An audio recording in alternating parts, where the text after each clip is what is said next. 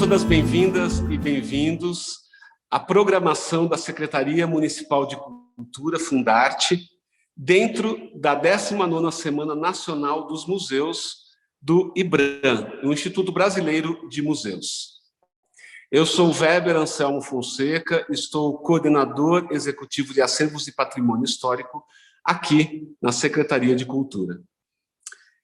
Junto comigo está a Cristiane Servo, a intérprete de Libras, tornando esse evento mais próximo de uma abrangência na acessibilidade comunicacional. Bem-vinda, Cris. No encontro de hoje, nós vamos falar sobre o MAPA, o Museu de Arqueologia e Paleontologia de Araraquara. O título do nosso encontro, desse encontro virtual, é Pegadas no Mapa de Dentro para Fora e de Fora para Dentro. E nós vamos entender isso ao longo da conversa, por conta das pegadas que temos aqui no calçamento da cidade. Para isso, eu recebo parte da equipe da Fundação Araporã, que é parceira do MAPA e faz a gestão e a conservação, o recebimento destes acervos que são super preciosos para um museu da natureza que é o MAPA. Temos aqui a Josi Kunzler. Ela é bióloga, mestre em geologia, doutora em museologia e patrimônio e atua como coordenadora do grupo de estudos aqui da Fundação Araporã. A Débora de Souza Simões, mestre em Ciências Sociais, desenvolve estudo na área de memória, história local, museus e identidade. E também a Natália Carvalho de Oliveira Queque, que é mestre em Ciências Sociais e desenvolve trabalhos em memória, oralidade, relações étnico-raciais, educação patrimonial e curadoria de acervos arqueológicos. Sejam bem-vindas, meninas. É um prazer recebê-las aqui. Prazer é nosso, Weber, poder compor a mesa com vocês hoje. Bom, para começar, a gente vai falar com a Josi, que vai situar a Fundação Araporã dentro do MAPA e os trabalhos que são desenvolvidos. Por favor, Josi. Olá, pessoal. Então, eu sou a Josiane, sou coordenadora do Grupo de Estudos em Museologia e Patrimônio da Fundação Araporã. E, antes de tudo, eu gostaria de agradecer ao Weber Anselmo, em nome da Fundação, pela oportunidade de a gente fazer parte dessa celebração do Dia e da Semana dos Museus e também parabenizá-lo pela programação que foi construída. A Semana dos Museus de 2021, ela tem como tema a Semana dos Museus de 2021 do IBRAM, É bom a gente ressaltar que o IBRAM faz parte de esse tema ele traz um tema do ICON, que é um tema internacional para a gente repensar os museus. E esse ano, tem o tema de o futuro dos museus, recuperar e reimaginar a partir de uma problemática que os museus estão enfrentando, não só os museus, mas a sociedade está enfrentando diante dessa pandemia. E como a gente pode recuperar e reimaginar os museus para após esse período, e durante também, inclusive. E eu acho que foi muito adequado, assim, a gente ter essa proposta de mesa para pensar nas pegadas do mapa de dentro para fora, de fora para dentro, trazendo essa perspectiva da Semana dos Museus por uma perspectiva muito específica dos museus de Araraquara, dentro dessa temática. Então, para a gente é um prazer estar aqui para pensar o futuro e as pegadas do mapa, porque a história do mapa está muito atrelada à história da Fundação e à atuação da Fundação desde que ela foi criada, e é sempre muito positivo e muito necessário, a gente fazer esse exercício de olhar para o que a gente queria, para o mapa, o que a gente tem enquanto mapa e o que a gente pretende ter como museu, O mapa ele surge em 2008 como um produto de um movimento acadêmico que começa muito antes dele, É um movimento que começa ainda muito antes dele, Primeiro pela preocupação na década de 70, quando os paleontólogos encontraram, identificaram as pegadas nas calçadas e havia uma preocupação com o estudo e a preservação desse patrimônio de Araraquara, e assim como também na área da arqueologia, né, em que havia uma preocupação de ter na cidade uma instituição que pudesse salvaguardar o acervo que era oriundo, né, de projetos de resgate na região. Então, numa forma de manter esse acervo próximo aos locais de onde esses materiais são origem, né, são originados, e próximos das populações também, né? Então, é uma preocupação de se manter o patrimônio em seu local de origem, podendo gerar prestígios nessas áreas e também investimento, né? Então, não foi diferente com o mapa tinha essa preocupação a partir desses movimentos da paleontologia e da arqueologia, né? E a Fundação tem atuado nessa direção até hoje, assim, de voltar o seu olhar e principalmente, né, junto ao mapa, de voltar o seu olhar a esse patrimônio específico de Araraquara e região. E o mapa tem como patrimônio, como acervo especial, né, tem um acervo temático que se volta aos acervos de arqueologia e paleontologia que são da região, então, as pegadas de Araraquara, né, as meninas vão falar um pouco mais sobre a questão do acervo. Então, a gente tem essa atuação, mas eu gostaria de destacar a minha fala mais no sentido do que a gente tem pensado na área do acervo de paleontologia, que é a minha área de formação inicial, né? Eu venho da paleontologia e eu cheguei no mapa ao mesmo tempo que eu cheguei na fundação, justamente quando a equipe estava pensando a elaboração da exposição de longa duração da paleontologia, que é a exposição Areias do Passado, Marcas no Presente. Essa exposição, ela tem como foco, assim como o acervo, né, do museu, o arenito Botucatu de Araraquara, que é esse arenito com pegadas de dinossauros e mamíferos, rastros de invertebrados, que a gente encontra nas pedreiras da cidade, mas, sobretudo, nas calçadas. É bom a gente sempre frisar, né? Quando o pesquisador Giuseppe Leonardi identificou essas marcas nas calçadas como pegadas, ele também percebeu que a ocorrência fossilífera mais interessante, mais importante da região, não estava em nenhuma das pedreiras e também em nenhum museu, mas estava, assim, nas calçadas, né? E à época, na década de 70 e 80, eles identificaram que eram mais de 300 quilômetros quadrados de calçamento, então, com essas pegadas, né? Então, um vasto patrimônio concentrado, né? Era como se a gente tivesse uma coleção de paleontologia na frente das casas das pessoas, né? E apesar disso, né, apesar dessa importância, dessa relevância, a gente percebia já desde o início como esse patrimônio já estava sendo ameaçado pelo descarte, pela troca, descarte das lajes de arenito por cimento, né, para ter uma calçada mais lisa, né, ou então com pinturas, preenchimento das pegadas, o que vai deteriorando esse patrimônio e vai apagando, né, a gente vai invisibilizando esse patrimônio que, na verdade, ele faz parte da visualidade da cidade, né? Então, a nossa intenção com a exposição era, né, trazer para o foco, né, a questão da aproximação da população ao conhecimento que é produzido pela paleontologia com esses registros, mas, ao mesmo tempo, trazer um olhar que integrasse, né, essa importância atual das pegadas, dessas marcas que foram produzidas há 135 milhões de anos, mas que estão presentes no dia a dia atual da cidade, né?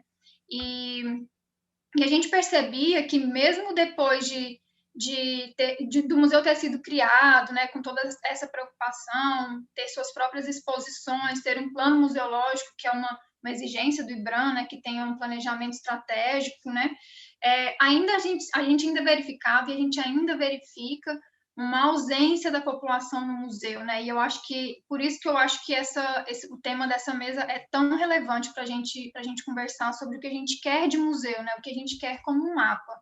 Então, isso estimula sempre a gente a pensar nisso como um desafio, né? Como trazer a população para dentro do museu, mas também como levar o museu para fora de suas portas, né?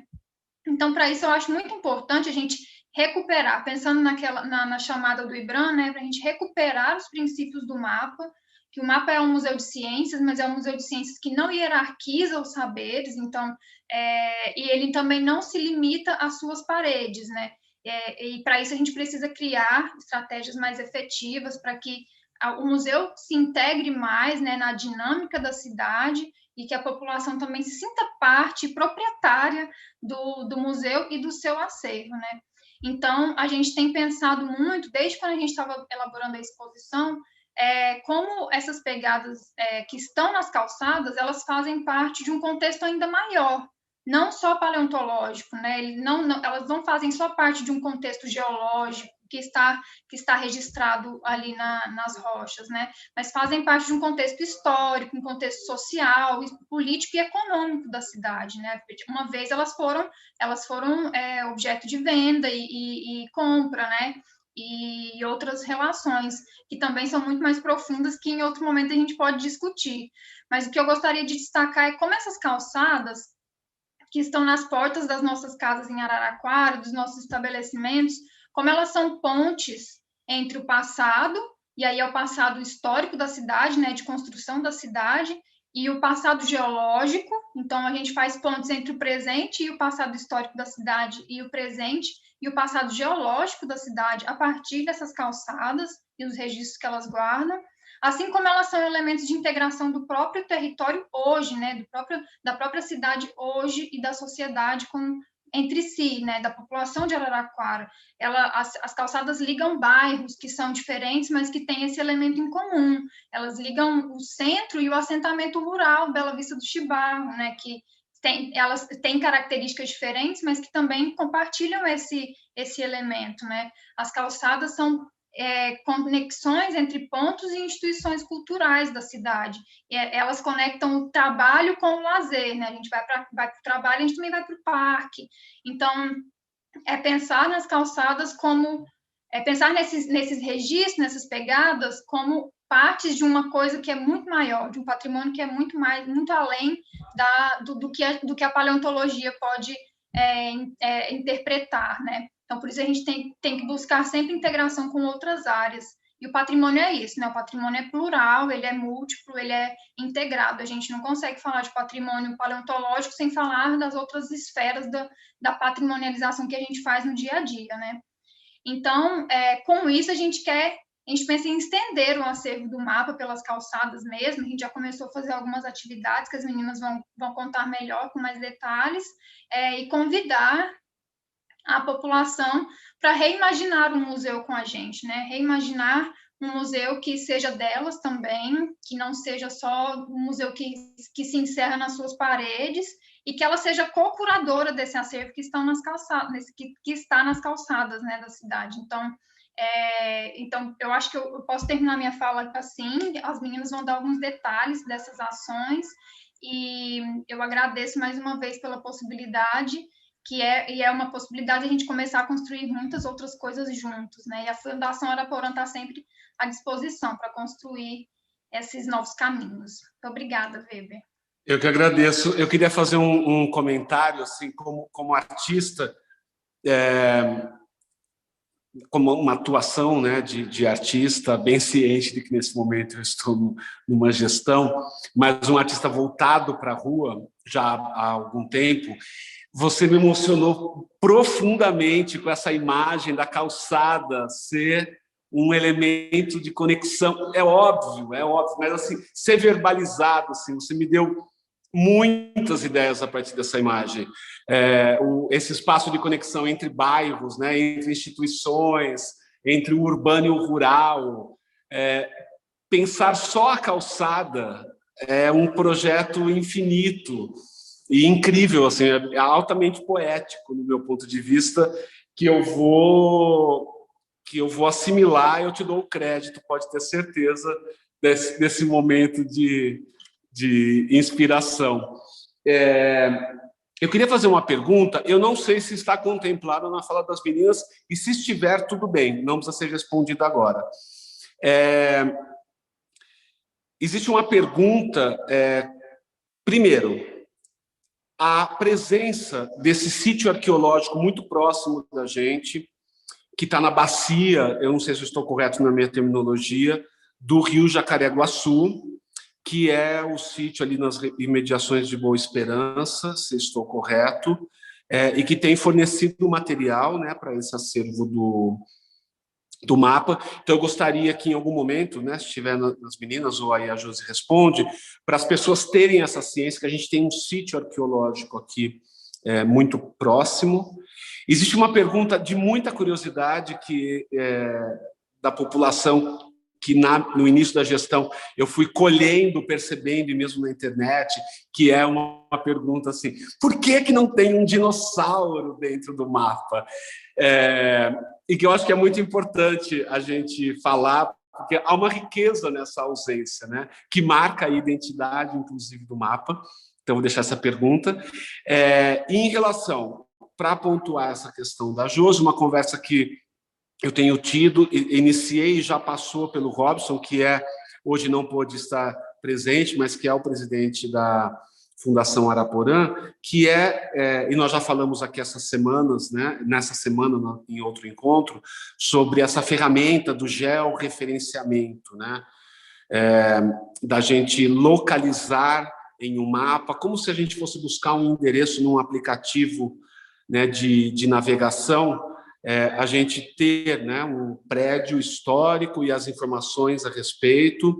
Me interessa muito que espaços de memória estejam referenciados. Então, por que uma sobremesa de uma avó ou um determinado operário que teve uma importância social, mas talvez anônimo, como uma figura pública, não pode estar referenciado?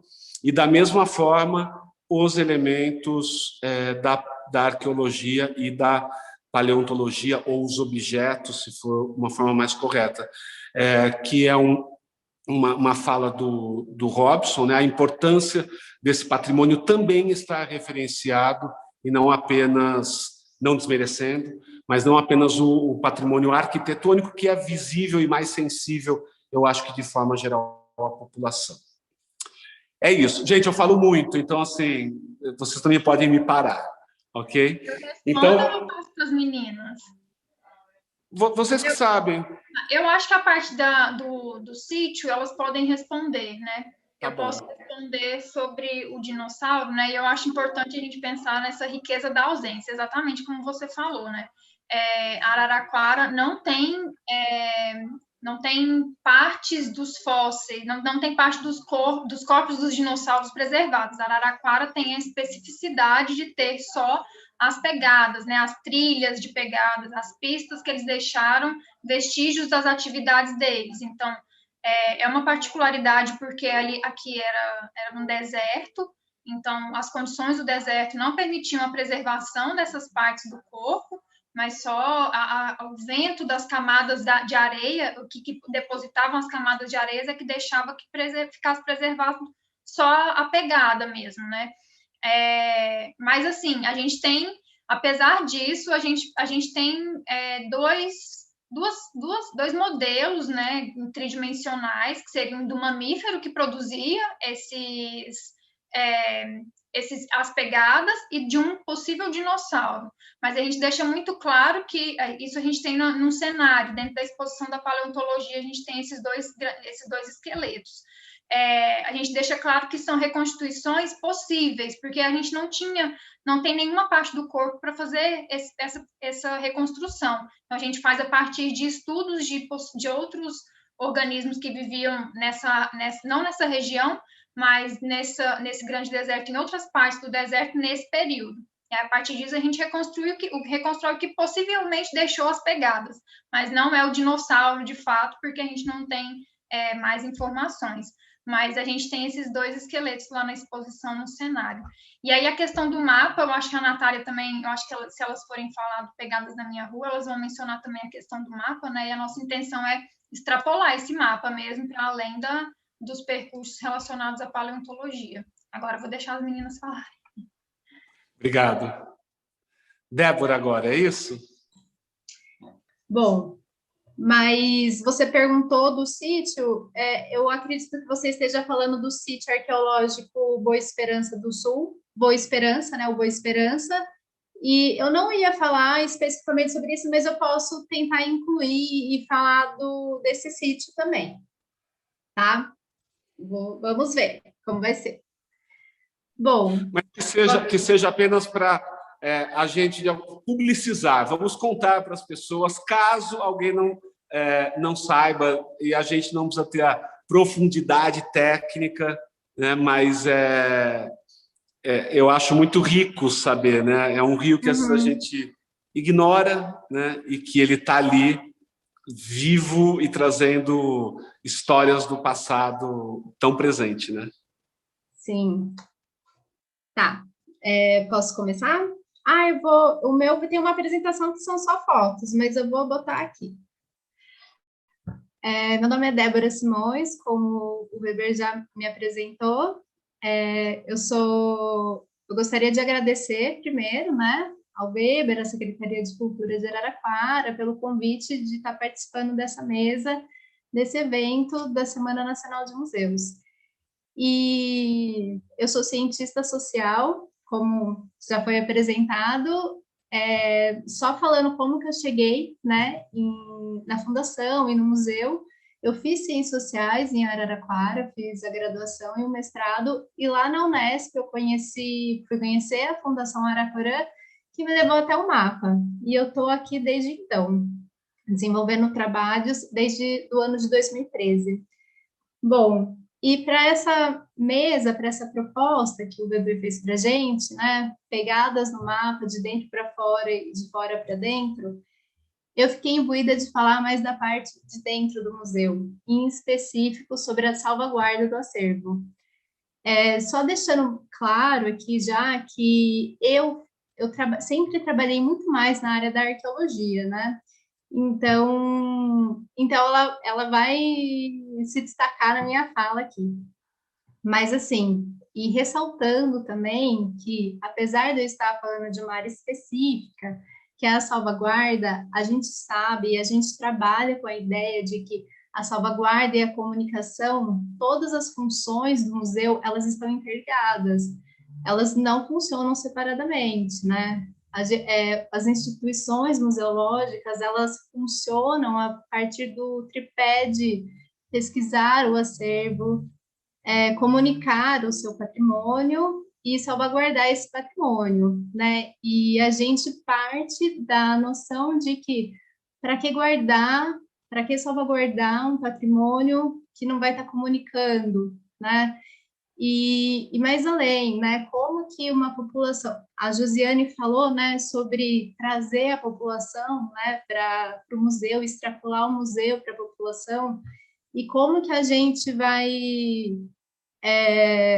porque, não é como, mas por que a gente vai salvaguardar e preservar um acervo que não vai conseguir dialogar, que não vai trazer a população para trazer as suas próprias críticas, os seus próprios pensamentos, né? Então, o museu ele não tem função de existir se não for para comunicar. E aí também ele precisa, para ele comunicar algo, né? Ele está falando sobre determinado patrimônio que ele precisa preservar, que é uma memória que faz parte da história, né? Da memória da história da população local. Então, assim, a parte da salvaguarda, que eu vou falar um pouco melhor aqui, contar a história, né, da salvaguarda do acervo do mapa, ela está totalmente conectada com o fora do museu também, que é o público, que é a comunidade. E, bom, por dentro do mapa, vou falar sobre os desafios da salvaguarda. Aqui, como já foi dito, né, o Museu de Arqueologia e Paleontologia, ele é um museu de ciências que abarca essas duas ciências, a arqueologia e a paleontologia. E quando a gente vai pensar na salvaguarda desses acervos, eles chegam no museu de maneiras diferentes e eles possuem particularidades para a sua salvaguarda, né? No caso da arqueologia, o acervo ele chega pela arqueologia preventiva, pelas doações e pelas pesquisas acadêmicas, sendo que a arqueologia preventiva é o acervo que mais chega no museu, né? Cerca de 89% dos materiais que estão no mapa vieram da arqueologia preventiva. E como que ela funciona? Bom, quando um grande empreendimento, ela está ligada ao licenciamento ambiental. Então, quando um grande empreendimento, uma obra vai ser realizada, precisa do licenciamento ambiental e precisa que se execute um trabalho arqueológico de verificação se possui sítio e de, se for necessário, o resgate desse sítio. Esse sítio, ele precisa ir para uma instituição, e o MAPA é uma das instituições que recebem esse acervo, né? Não são todas as instituições, precisa ter o aval do IFAM para receber, e o MAPA recebe. E, bom, falei como que chega, né? Também tem as doações, muitas pessoas, não muitas, mas pessoas que possuem alguns patrimônios arqueológicos, né? Acabam doando essas peças para o museu. E também tem as pesquisas acadêmicas. No caso do MAPA, a gente possui duas coleções que é estritamente de pesquisa acadêmica, né? Uma delas é do Robson. Mas, bom, aí eu falei como chega, e agora falando um pouco sobre a problemática, né? Os desafios, né? Não sei se problemática, mas os desafios dessa salvaguarda. No caso da arqueologia, o maior desafio está na quantidade de materiais. O mapa hoje tem as salvaguardas de cerca de 100 mil peças, né? Então, são 100 mil fragmentos arqueológicos e a gente precisa dar conta disso, né? Precisa pensar como que é o melhor jeito de preservar esse material, né? E no caso da paleontologia, especificamente no mapa, o material ele chega a partir de doações, muitas pessoas doam fósseis, né? E também o comodato, que é o caso das lajes. Elas não pertencem ao museu, elas estão emprestadas, as lajes de arenito que possuem os iconofósseis. Do Marcelo Adorno, né, que é um pesquisador da UFSCar, é um paleontólogo araraquarense, e essas lajes aí deixou nesses termos, né, de empréstimo.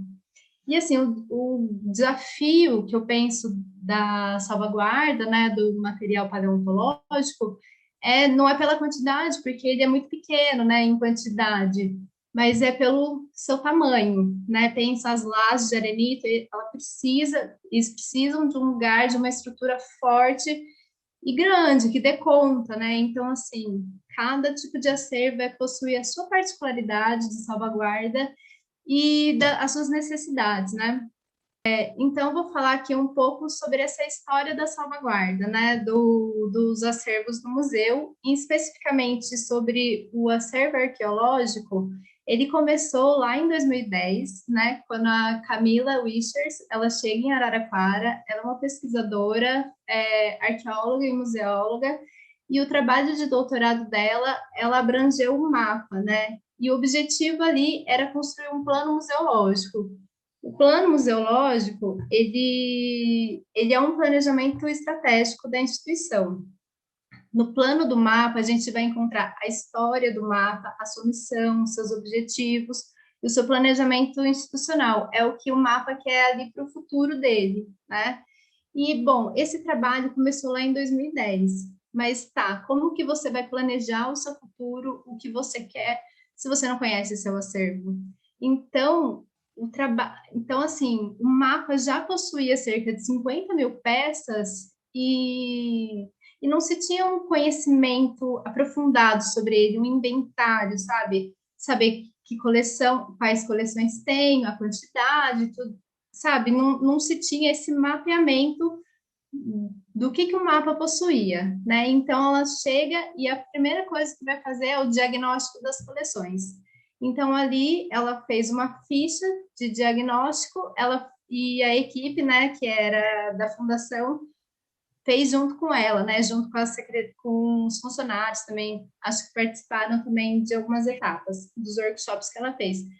E a partir desse diagnóstico, a gente produziu um inventário do acervo, que é uma planilha que possui o nome do sítio, a quantidade de peças, as coordenadas, que tipo de sítio enfim, é uma planilha que consegue dar para a gente uma visão geral, né, sobre o acervo do mapa, e ela é extremamente importante para a conservação do acervo, Porque de nada adianta você preservar ele, conseguir preservar ele, deixar ele bonitinho, guardadinho, se você não tem nenhuma informação, né? Então, você precisa saber dessa informação. Então, a partir do diagnóstico e dos inventários, desses primeiros inventários, a gente conseguiu definir sobre o que o mapa queria dialogar, né? Sobre o que ele queria falar, né? Que daí isso ele criou o seu marco territorial e o marco temático do museu, né? O marco temático, ele é para a área da paleontologia, são as calçadas, é a formação do Botucatu, e o território é Araraquara, né? E o marco territorial, o marco territorial é Araraquara. E o marco territorial da arqueologia é a própria cidade de Araraquara e os campos de Araraquara, né? Os campos de Araraquara é um território historicamente construído, né? Pelas entradas, quando, enfim, o colonizador estava entrando nos sertões de Araraquara, tinha esse território, esse grande território que chamavam de Campos de Araraquara, e é delimitado pelo Rio Tietê, pelo Mogi Guaçu, pelo Paraná e pelo Grande. Então, aí a gente conseguiu entender, né, que essas coleções que faziam parte, que estavam no mapa, elas eram coleções do interior paulista, que é bem os campos de Araraquara, né? Então, esse ficou delimitado como marco territorial. E o temático foi as construções das histórias indígenas daqui do interior. E bom, ok. Aí, então, conseguimos. O plano museológico, ele foi entregue em 2014. Foram, assim, então, desde 2010 a 2014, então, foi uma longa construção, né? Não foi simples. E aí, desde então, a gente vem trabalhando com diversos procedimentos na área da conservação. A conservação preventiva e a conservação curativa. Aqui, na conservação preventiva, a gente fez a padronização do acervo, a gente consegue ver aqui que da salvaguarda do acervo, né, a gente consegue ver aqui que todo o acervo arqueológico ele está salvaguardado nessas caixas, não é 100% ainda, mas é uma forma de preservar esse acervo, né, a forma de você guardar é uma forma de preservação, e tem a curativa também. A gente sabe que o mapa ele enfrenta problemas, né? Como acho que o Weber já falou, né? Dos problemas arquitetônicos, né? E aí acabou impactando o acervo. Então ele acaba precisando dessa conservação curativa também, que é o tratamento dos materiais, que é parte do que a gente está fazendo hoje no museu. O que é incrível dessa explicação desse processo, né, que você traz interno de trabalho, é porque são ações que são invisíveis aos nossos olhos, né? Muitas vezes a gente vai até o museu, então vê a exposição, vê o objeto ali, não sabe desse trajeto e dessas ações, né? Tanto da preservação, de como cuidar, de como guardar, e essa palavra tão especial, né, que está aí na tela, conservação curativa, né? E também requer cuidados, né? A gente tem que curar, né, a ação do tempo, problemas que se enfrentam. Eu acho isso muito importante que a gente saiba, né? Acho que na fala da Natália vai continuar um pouco sobre perspectivas, apesar desse tempo que estamos aí sem um acesso, né, sem o público ter acesso aos espaços, em decorrência da pandemia, evidente, muito pode ser feito, né, para a gente abrir, né, as portas para fora, nessa parte do dentro para fora, e que se continuam os trabalhos internos, mesmo que as portas estivessem fechadas por um tempo em decorrência da pandemia. Eu queria, Débora, só que você comentasse, contasse para a gente sobre a presença, então, do sítio, né, arqueológico ou paleontológico, aí você me situa, chamado Boa Esperança, que está aqui na nossa região. Bom, eu acho que assim na minha fala eu falei muito da parte, né, da salvaguarda, né, e que o plano museológico ele traz como seu marco temático, né, a construção das histórias indígenas, né, da nossa região, da cidade de Araraquara e dos campos de Araraquara. E especificamente sobre o sítio Boa Esperança, ele é extremamente importante não só para o nosso contexto regional, mas para toda a arqueologia nacional e a arqueologia paulista, né?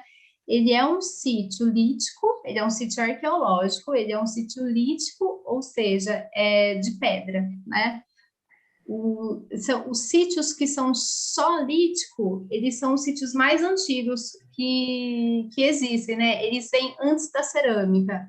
A cerâmica, ela deve ter, se não estou enganada, cerca de 3.000 anos, né? Que as populações indígenas começaram a produzir a cerâmica, mas os sítios líticos, eles vêm de antes ainda. E os pesquisadores que estão realizando pesquisa nesse sítio arqueológico, eles trazem uma datação de 15.000 anos, né? Então, assim, é um sítio muito antigo. Você imaginar que populações estavam por aqui, né? Populações humanas estavam aqui, morando por aqui, passando por aqui, e lá, especificamente no sítio Boa Esperança, né? Um sítio tão antigo, né? Enfim, a gente fala, né, do marco temático, se é a construção das histórias indígenas, né? Essa é a importância de você trazer hipóteses enfim, e junto mesmo também, se você for pensar com a etnoarqueologia, né, que você trabalha junto com as populações indígenas, contar essa história, né, contar a história dos povos indígenas com eles, né, e também para a população que pouco conhece, são histórias pouco faladas, né, então a importância do mapa para trazer essa memória, essa história das histórias indígenas é muito importante. Você sabe que isso é uma informação, quando você fala, né, da abertura para a colonização, né, e, enfim, o processo dos bandeirantes no interior, eu tenho levantado essas questões de como, especificamente em Araraquara, porque algumas cidades próximas aqui, mesmo em Araras, de onde você fala, a população, a comunidade indígena ou nativa ainda se faz presente com, não sei se com uma força seria a palavra correta, mas aqui em Araraquara é muito forte esse apagamento, né? Do indivíduo mesmo indígena.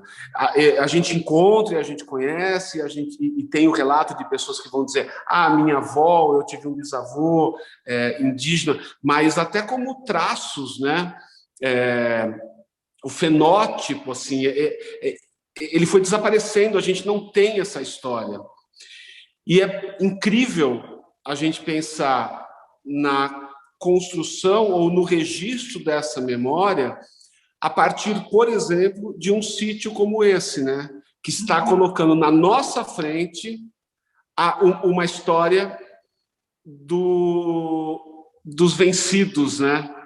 Porque a gente é a dos vencedores que prevalece, né? Nos monumentos arquitetônicos, né? Então, eu acho muito rico a gente olhar para esse trabalho que está sendo feito e narrar e falar sobre essas peças, sobre esses objetos encontrados e, de alguma forma, fazer um resgate dessa memória nativa. Não sei se é um desejo meu, mas me parece muito evidente quando você traz o relato. Posso comentar uma coisinha sobre sua fala?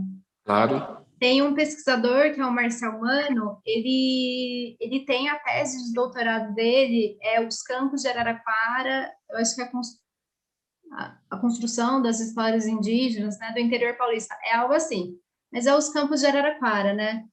E aí ele fala exatamente isso que você falou, né, que não em algumas cidades é muito clara a história indígena até pelos documentos históricos, né?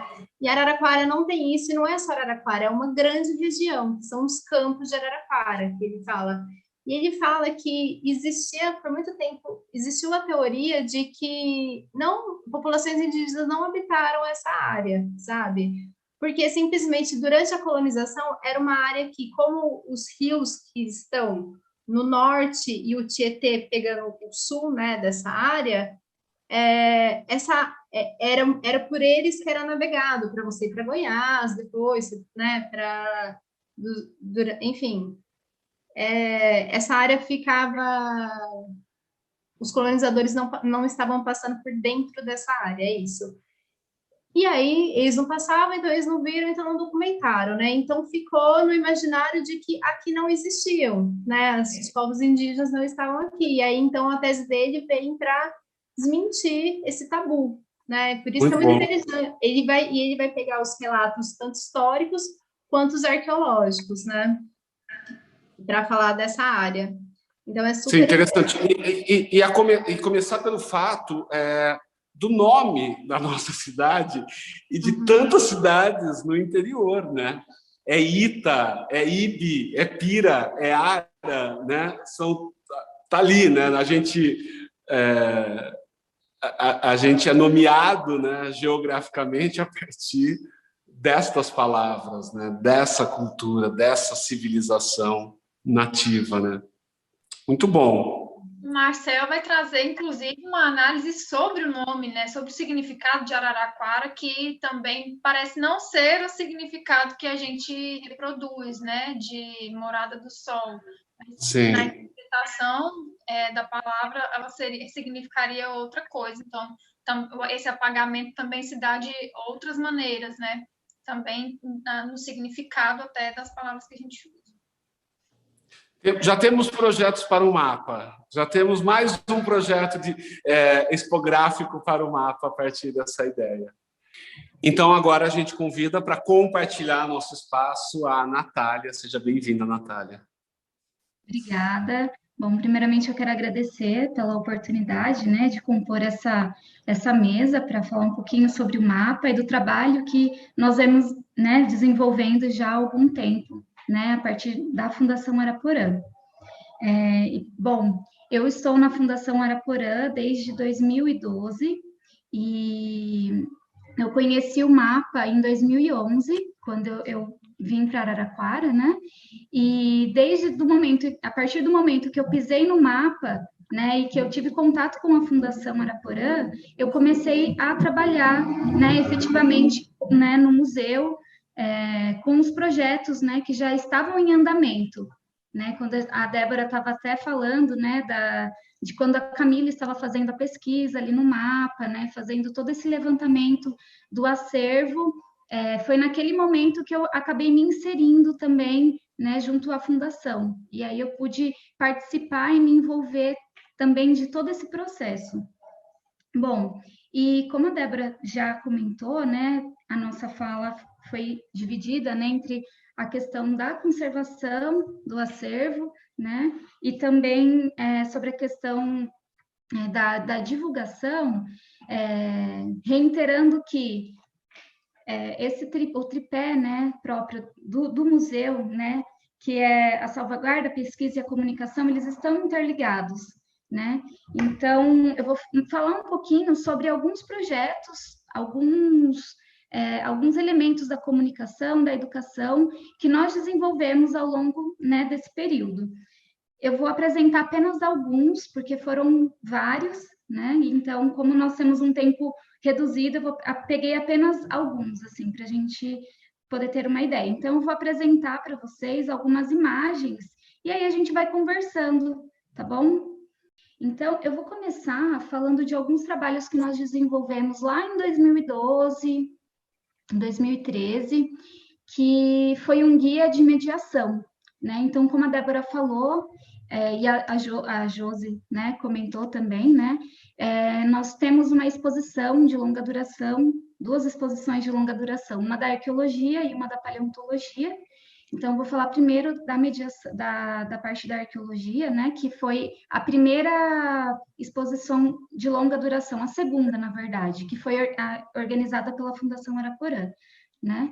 Então, a partir do momento, né, que nós fizemos todo aquele levantamento, estávamos pensando também no plano museológico, né, e das necessidades, né, que o museu ele tem, então, de um plano educativo, de um plano de comunicação, plano de segurança. Nós chegamos também num guia de mediação. Então, nós organizamos um guia de mediação de acordo com ciclos, né, correspondente às séries. Então, para cada ciclo, nós elaboramos um tipo de guia de mediação, né, apropriado para a faixa etária das pessoas que estão visitando, sejam elas crianças, adolescentes, idosos. E aqui nós temos uma foto de uma dessas mediações. Em 2012, 2013, especificamente nós da Fundação Araporã nos envolvemos com a mediação com o público, né? Hoje em dia, quem faz essa mediação já desde 2014 são os funcionários e funcionárias do MAPA, né? Então, se alguém, né, quiser marcar quando acabar a pandemia, né, uma visita com a sua turma da rede básica de ensino, ensino superior, enfim, pode agendar uma visita que os funcionários e funcionárias do MAPA farão essa mediação com vocês. Então, esse foi um dos trabalhos que nós fizemos, né? Então, esse guia ele ficou disponível para os funcionários e para as funcionárias, e aí a gente fez como se fosse uma espécie de treinamento, né, com relação a essa mediação. Então, aqui, como vocês podem ver, né, tem aqui a exposição Mapa Múltiplos Olhares, que é a exposição de arqueologia, né, que foi inaugurada no fim de 2011, né, início de 2012 ali. Então, atualmente, essa é a exposição que nós temos de arqueologia. Anteriormente a essa, nós tínhamos uma outra, né, e ela foi na época da inauguração do museu mesmo, em 2008, e foi substituída por essa daqui. E nós temos também a exposição de longa duração, Areias do Passado e Marcas no Presente. Essa foi inaugurada em 2016, né? E é a exposição da área da paleontologia. E aí eu estou falando para vocês, né, sobre mediação, sobre exposição, e essas prerrogativas, né, elas estão presentes no plano museológico, aquele plano que a Débora e a Josi já citaram aqui para a gente, né? Ali no plano museológico a gente encontra todos esses parâmetros, né, para o museu. E dentro da comunicação, então, nós temos a questão das exposições, exposição de longa duração, exposição de curta duração, as mediações, a questão de oferecer oficinas, fazer seminários. Então, dentro dessa área da comunicação, nós temos várias formas de comunicação, né? E aí eu estou falando um pouquinho dessas. Tem a mediação dentro do museu, né? Que é essa mediação, primeira mediação que eu mostrei aqui para vocês, né? Tem até aqui, a gente usa um kit didático para mostrar, né, para as crianças poderem pegar nos objetos, né, sem poderem experienciar cada objeto ali representado, né, na parte da arqueologia. E além, né, dessas exposições da mediação, nós também fizemos alguns trabalhos com oficinas, né? Então, eu vou falar para vocês um pouquinho da oficina As Pegadas da Minha Rua, que nós fizemos em 2019, e que esse ano nós demos continuidade também de maneira virtual, que eu vou falar mais para frente. Bom, As Pegadas da Minha Rua, como que surgiu, né, essa oficina? em 2019, um dos nossos trabalhos, né, com o acervo, que a gente priorizou o acervo paleontológico, era justamente ir até os locais onde onde tem, né, esses iquinofósseis, essas lajes de arenito com pegadas de dinossauros, mamíferos e rastros de invertebrados. E como que a gente fez isso? Então, em 2008, o Heitor Francischini, que na época era um estudante de graduação lá na Universidade Federal de São Carlos, ele fez um inventário contendo o que ele, né, conseguiu encontrar aqui na cidade de Araraquara dessas lajes, os endereços dessas lajes. Então, a partir desse inventário, nós revisitamos esses endereços e fomos identificar se aquelas lajes permaneciam ou não permaneciam ali no local, se elas tinham sido alteradas, se sofreram algum tipo de deterioração, seja por ação humana, seja por ação do tempo. Então, e aí, né, pensando em que nós estávamos, né, fazendo todo esse trabalho, nós pensamos em fazer um inventário participativo, ou seja, nós, né, no momento, era eu e a Débora que estávamos trabalhando nesse projeto, e a Josi também estava nesse projeto, ao invés de sermos só nós fazendo, né, esse levantamento, nós convidamos a população para participar conosco, né, de ir até as calçadas, ir até esses endereços e procurar por essas lajes, né, que foram ali identificadas em 2008. Então, esse daqui é o resultado, né, da nossa ida às calçadas. Então, nós fazíamos chamadas uma vez por mês, e as pessoas se inscreviam e nós íamos, né? Então, nós entregávamos um kit para cada participante, e nesse kit continha materiais para fazer as medidas das lajes que continham as pegadas, para a gente também medir o tamanho das pegadas. Havia uma máquina fotográfica também, em que os participantes, né, podiam fotografar e experienciar aquele momento, fotografando não somente as lajes, né, e as pegadas, mas também o entorno, né? Afinal de contas, essas lajes, elas estão dentro de um contexto, ela por si só já fazem parte de um contexto histórico e estão inseridas em um contexto histórico ali nas cidades. Então, foi bem bacana essa experiência, gerou um acervo grande fotográfico, né, com um olhar ali representado de cada pessoa que participou. Participaram muitas crianças, famílias, jovens, adultos, idosos. Então, foi uma experiência bem bacana e foi a primeira vez que nós fizemos uma atividade, né, de envolvendo a população no nosso trabalho.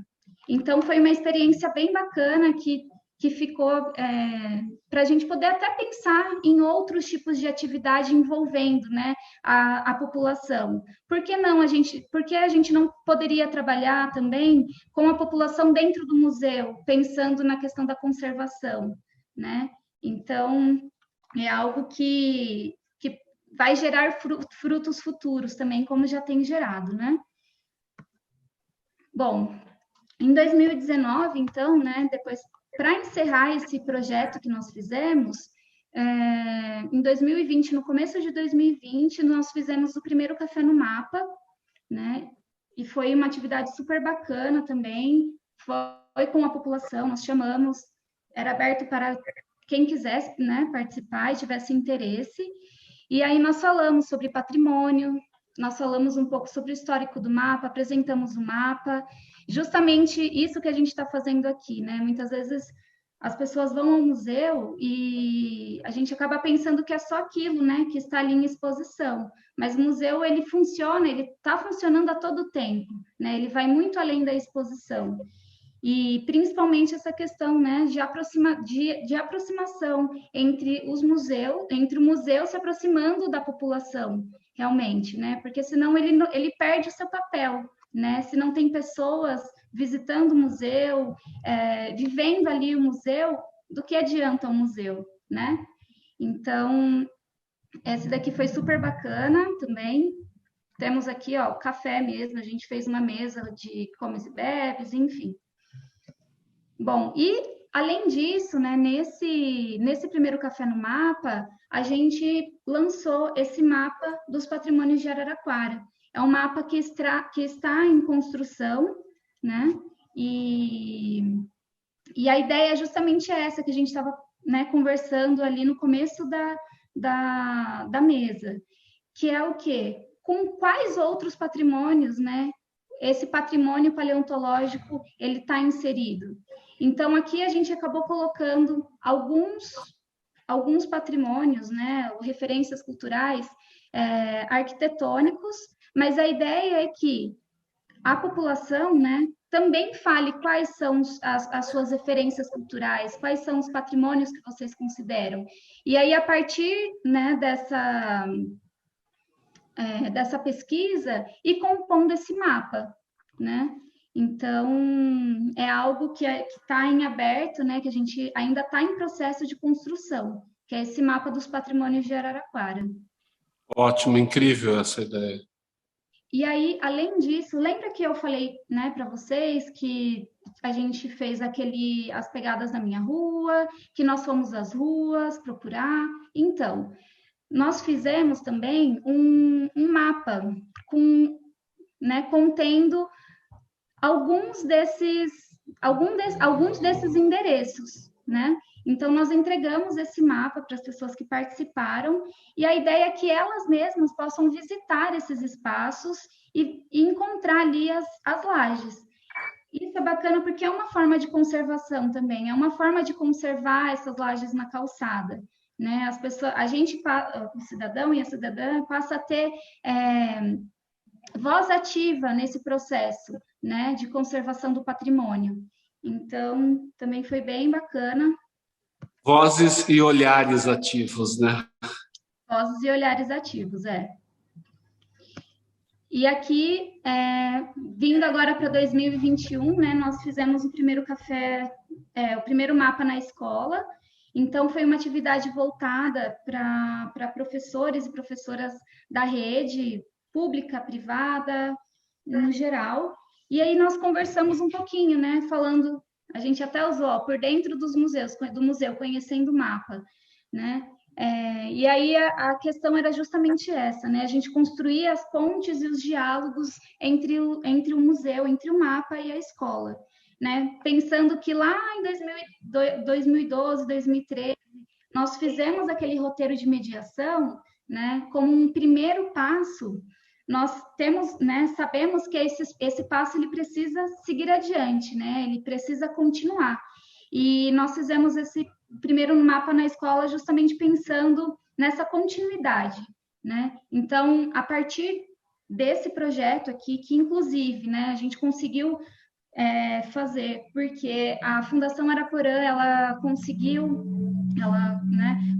financiamento da Lei Aldir Blanc municipal, né, que era para espaços culturais. Então, como contrapartida, nós fizemos esse primeiro mapa na escola e estamos desenvolvendo essa cartilha. Então, também, essa cartilha vai explicar um pouquinho, né, para os professores e professoras sobre o mapa, como funciona o mapa, quais são as temáticas abordadas no mapa, quais tipos de atividade eles podem trabalhar também como um pontapé inicial. Então, essa é a ideia, né? E aí é interessante porque a gente começa aí, né, desde 2020, mas em 2021, mais especificamente, propondo atividades online, né, justamente pelo motivo da pandemia, que impôs aí para a gente alguns desafios, e um deles é continuar, né, continuar tendo acesso com o público, né? Então, a maneira virtual foi um meio que nós encontramos de permanecer com algumas de nossas atividades. E nós fizemos também esse ano esse projeto no Museu e nas Calçadas. Esse foi um projeto financiado pelo PROAC Lab, né, pelo PROAC Expresso da Lei Aldir Blanc, e nós fizemos aquela oficina das pegadas da minha rua, só que dessa vez nós fizemos de forma virtual. Então, tem aqui, né, fomos eu e a Débora, a gente estava ensinando como identificar, né, as pegadas e rastros, né, nas calçadas. Falamos um pouco também sobre a paleontologia, e nós fizemos algumas oficinas também sobre as técnicas de produção cerâmica indígena. Então, foi super bacana também. E, além disso, nós, né, estamos lançando 2 contações de história, uma falando sobre as lajes de arenito, né, sobre esses iquinofósseis presentes nessas lajes e como que eles foram descobertos, e também uma outra falando sobre a produção cerâmica indígena. Então, são contações de história bem bacana, vocês podem encontrar no Instagram da Fundação Araporã e também no YouTube da Fundação Araporã, que chama Canal Araporã. Elas já estão disponíveis. Eu não tenho dúvida, né, na minha experiência ali nos últimos anos como docente da produção cultural e muito próximo de mediadores e educativos de museus como alunos, eu estreitei laços nos últimos 5 anos muito forte com esses setores. E me é muito caro pensar no educativo, na mediação, dentro de um museu, porque eu acredito que existe toda uma administração desse conhecimento que é técnico e cabe a profissionais e está dentro da reserva, técnica está dentro do laboratório, e tem uma parte que eu penso ser muito efetiva, que é quando a gente consegue se colocar diante desse público, né? E basicamente é essa a grande função, né? Os grandes agentes dessa comunicação está na mediação, né? Está no educativo. Eu acho as ideias lindas, elas super vêm ao encontro do que a gente tem pensado. Os mapas, eu acho que... temos, né, que, conforme vai entrando nesse processo de reabertura, incrementar essa ideia. Seja a partir do projeto que a própria Araporã já está desenvolvendo, mas a gente pensar quanto desses mapeamentos não pode ser política pública, né? Ou melhor, devam ser política pública. A gente fazer um trabalho de comunicação com as pessoas para estarem próximas desse assunto, dessas escutas e olhares ativos e vozes ativas, né? Como a Natália disse. A cartilha, estou bem ansioso para ver, eu não vi ainda, não sei se vocês até entregaram para a gente o cronograma, né, que vem decorrente da Lei Aldir Blanc. Nós estamos numa produção de cartilha do patrimônio de forma geral, né, de vários verbetes e conceitos, e vocês tendo produzido essa a partir da experiência no mapa, ela vai ser super bem-vinda. E aí tem uma questão que eu acho que nesse momento, quer dizer, como a Natália falou, né, quando reabrir e a gente puder agendar uma mediação, a reabertura ela começa, né, começou agora no final de abril e a gente agora adentrando maio com novas perspectivas, mas a reunião de pessoas ainda é algo que de uma turma de escola ainda vai levar um tempo, né? E a gente tem que pensar nos nossos diálogos virtuais. Então, nesse momento, nessa era que estamos vivendo, pandêmica, a gente precisa estabelecer ideias e projetos, porque eu sou um seguidor e acompanho a produção museal ou museológica do mundo, porque é uma coisa que eu gosto, já gosto como um fruidor do assunto, né? Não como um gestor, como público. As comunicações que os museus estão criando são incríveis, né? A diversidade de ações culturais ou ações museológicas por Instagram, ou enfim, são, né, pelas redes sociais. Acho que a gente tem que incrementar isso, né? Conjuntamente, no caso. Conjuntamente, eu digo no caso, porque vocês estão na fundação que está conosco, né, como Secretaria de Cultura e Coordenadoria. Mas a gente tem que pensar umas coisas aí para ficar próximo do público. Sim, e a gente estava até comentando, né, que com essas atividades, né, que nós propomos fazendo online, tiveram muita procura, tanto de pessoas de Araraquara quanto de pessoas de outros estados também. Então, foi uma oportunidade das pessoas participarem, né, dessas ações. Porque tem isso. É claro, nós estamos pensando no público local, em quem visita a cidade, né?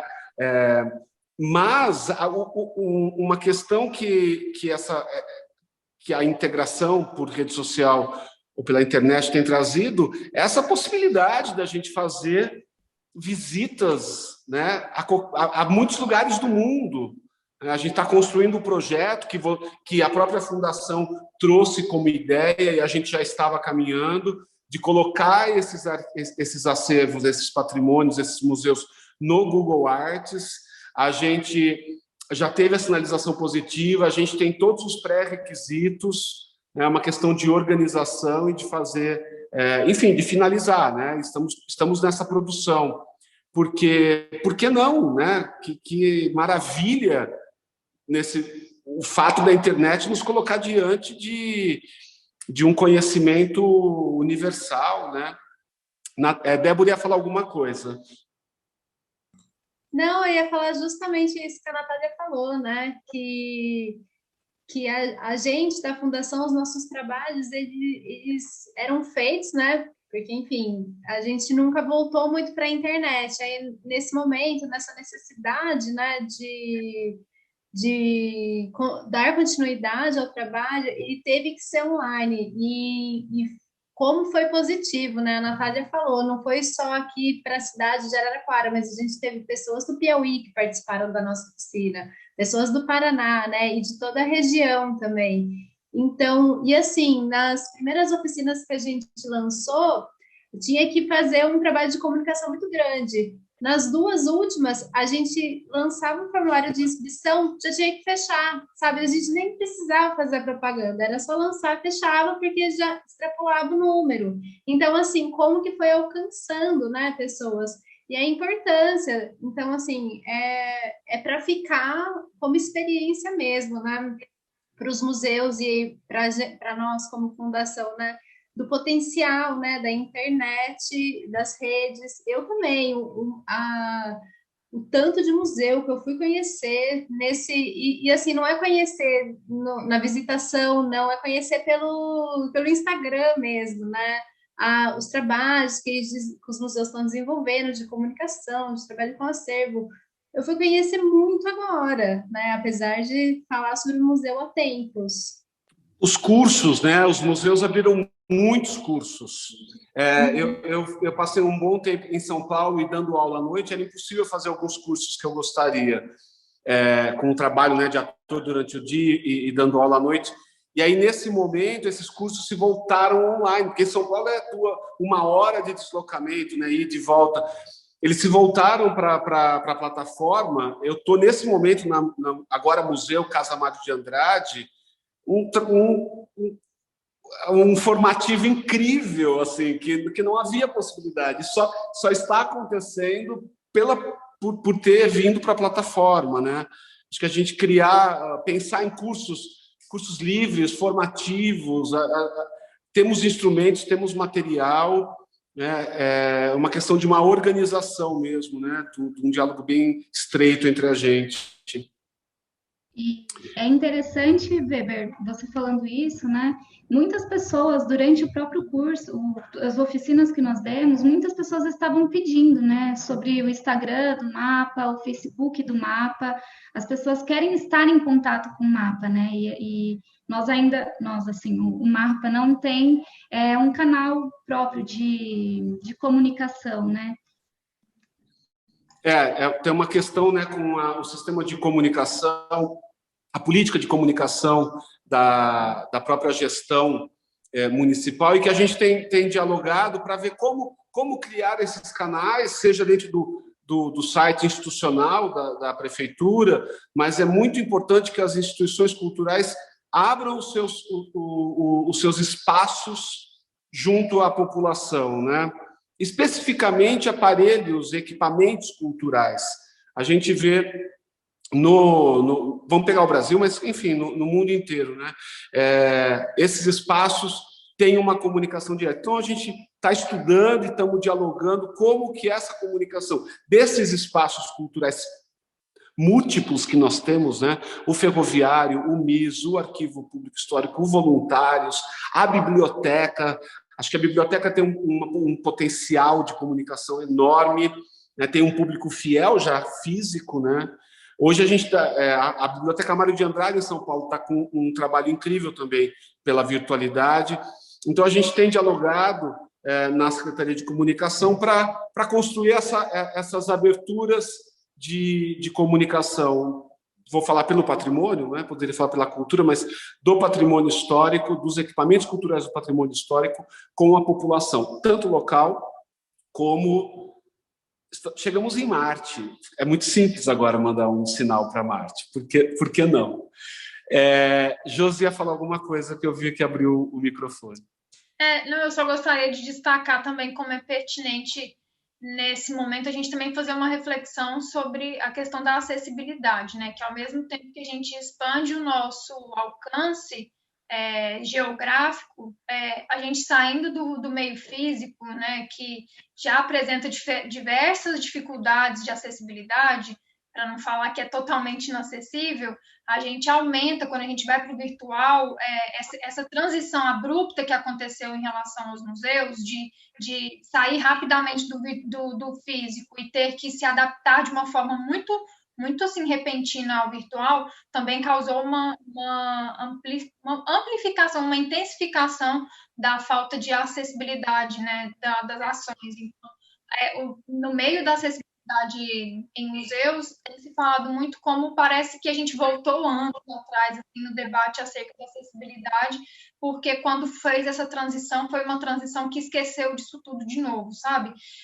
Então, eu acho que a gente pode destacar que essa live, por exemplo, ela já começa tendo um pouco mais de acessibilidade, né? A gente podia ter feito autodescrição, né?